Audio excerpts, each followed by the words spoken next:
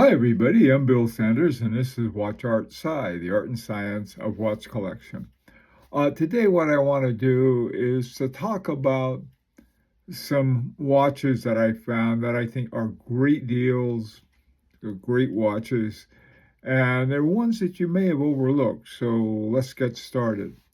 The first one is one I had never heard of before. It's called Hovering 2 Smart Felix ZM. Uh, it's a chronograph.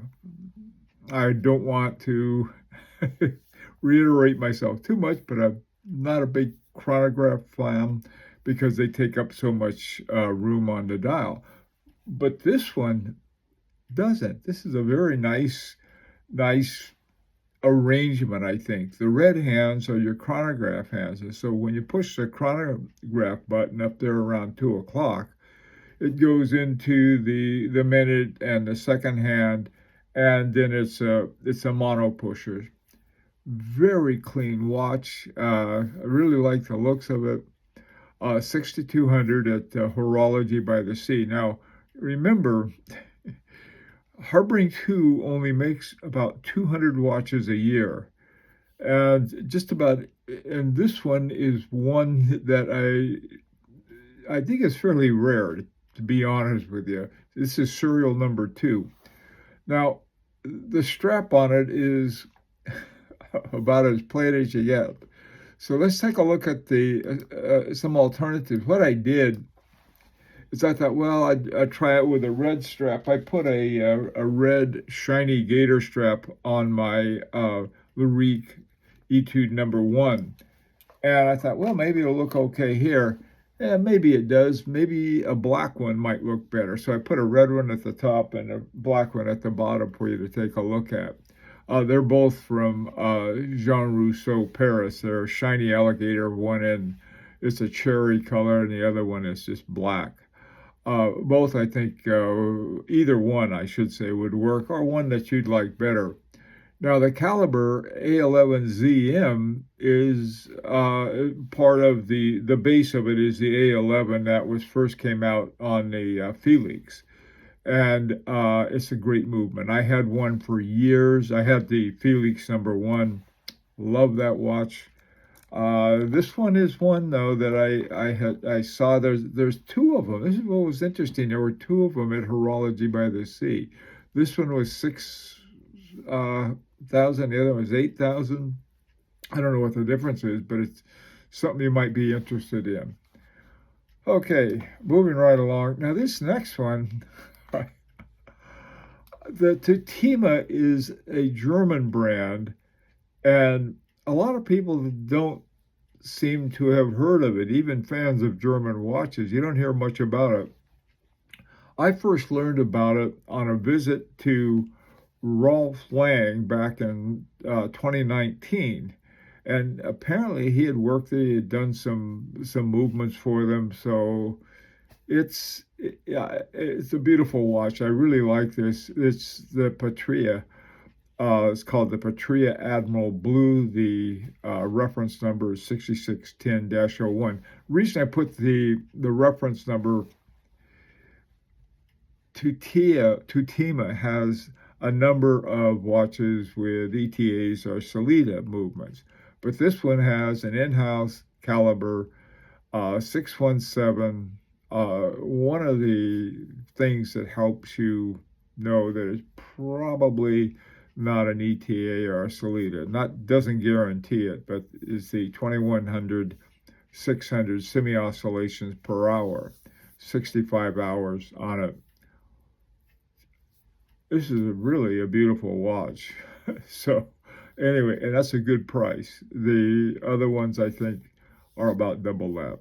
So take a look around, see what you think. If you like something like that, I found it on Chrono 24. Now, this next one is one that my friend Fernando found. It was more surprises than I was ready for.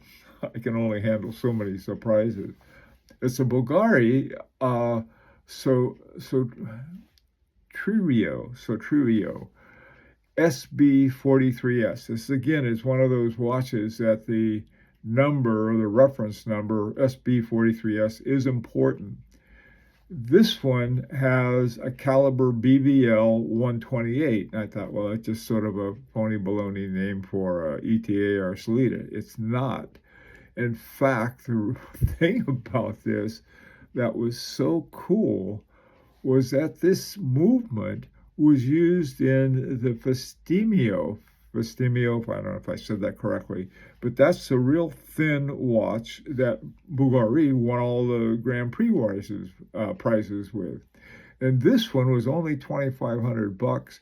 It's on eBay. It ships from New York. The reason I mentioned shipping from New York, depending on where you are, it depends where they're shipping from. In the U.S., it's become a little more problematic on shipping. Anyway, one of the things about the BVL 128 is that they have a power reserve indicator on the back, and they have an exhibition back so you can flip it over, and there's the old power reserve indicator. Very cool movement, I thought. And for that price, in-house Bulgari, something you might like. Now, this next one is one I don't know how many times I've talked about this watch. This is the first time I've seen it this low, though. I found this, there's a place called Alpine Watch and Jewelry. They had it for sale for $88.83. I don't know where they pulled that number from, but they did. Now, the MSRP on this was originally $17,700, and it came out in 2016 when the version 3 of the Vacheron Content 10 overseas came out. Okay, now the overseas is more popular and higher price, and there's a few more things with it, but they have identical movements. They have the 5100/1, which was a big deal because a lot of the movements in the overseas were somebody else's movements. Okay, they weren't cheap ones. They were good movements. They just weren't Vacheron Content 10. The one I had the original version of the overseas, and it had a Girard-Perregaux movement that was fixed up by Vacheron Content 10. I've never seen it that low. Question is, why didn't I get it? I've been asking myself that, but there's a good reason, because I've got three watches on order now that I got to pay for somehow. So anyway, this is a cool watch. I tried on both of the overseas in 2016 and this one, and I like the quality better. So there. Anyway, you might want to take a look at it. All right, now this next one is one that comes up occasionally. I recommend it, and I haven't mentioned it lately because the prices shot up. The next price bump on this is $10,000 on a pre-owned Hotland watch. Obviously, this is not a watch for everybody under any circumstances, okay? But it's a cool watch. The price, the guide, what's called the guide price, was $26,153. This offer was $57.50. On eBay, and they say make an offer. All right, always make an offer. Now the movement in it is a Soprod A10. The Soprod A10 is based on a Seiko, I believe it was L4 or 4L, one of the two, way back when. What happened was that Seiko came out with what they wanted to move into high horology with, and they came out with some watches with this new movement, and it bombed because the typical Seiko, the original Seiko customer wasn't used to prices that high. They didn't ask for high horology. They just wanted good, inexpensive watches. So what happened and again, the details on this, I'm not exactly sure because the Soprod seem to move around a little. In fact, they move around a lot. They are now owned by the Festina Group, which has a lot of cool watches, including the Elara. that has that history too that I'll talk about some other time. But anyway, right now, this thing is $57.50 for a watch that comes out of the same workshop as H. Moser. H. Moser, the group that owns H. Moser, I should say, I'm not sure what the Malin Group, I believe what it's called, they own both Hotlands as well as H. Moser et Company. The thing about these, they're innovative, they're interesting, they're made by interesting watchmakers at Precision Engineering. The Soprod A10 is the base movement. It's a chronograph. It has a Dubois Duprat 293 chronograph movement. It's skeletonized. Flip it over, and you can see a little more of it. But the Soprod A10 is one that I really like a lot as a movement. In fact, I got one in my workbench that I'm trying to make a watch out of before I break it. Anyway, this, I think, again, this is not for everybody, but if you want a interesting watch, big watch, a collector's watch, you know, might even be one you like to wear. Okay, now this final one is one, again, I revisit this every now and then too. This is a Rolex Yachtmaster 2. Wasn't a big hit with Rolex fans. So it was finally dropped a year or so ago from the line of, I like this. The reason I like the Rolex Yachtmaster 2, it has a regatta countdown hand. In other words, you can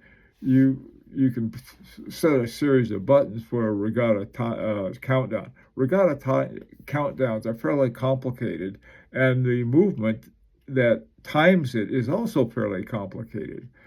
But I think this is a very cool watch. Now, every other Rolex always seems to go up after the MSRP. This one doesn't. It does and it doesn't, okay? The MSRP was $18,700 before they canned it. The current market price, now this probably includes non-all steel ones as well, is $19,326. This one was offered for $14,793. And so, you know, to me, with the caliber 4161, not only is a chronograph, it's got a column wheel countdown and a chronometer. I think all Rolex watches are chronometers, but this one is too. I like it. I know there's the Yachtmaster, to tell you the truth, the Yachtmaster itself, without the 2 or anything, which they kept, I don't know what the yacht part is. Okay, this one has a function for yachts. Mine's in dry rot, not dry rot, dry, what is it called? Dry dock right now. I don't have a yacht.